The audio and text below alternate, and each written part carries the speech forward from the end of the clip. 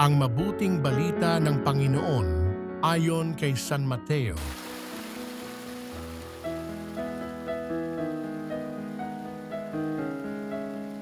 Noong panahong iyon, sumakay si Jesus sa bangka kasama ang kanyang mga alagad.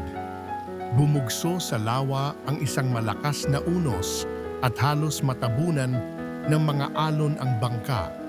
Ngunit natutulog noon si Jesus, kaya't nilapitan siya ng mga alagad at ginising.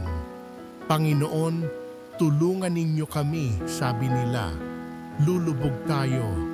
At sinabi niya sa kanila, "Ano't kayo'y natatakot? Napakaliit naman ng pananalig ninyo." Bumangon siya, sinaway ang hangin at ang dagat, at tumahimik ang mga ito.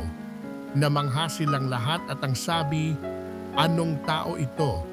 Kahit ang hangin at ang dagat ay tumatalima sa kanya." Ang mabuting balita ng Panginoon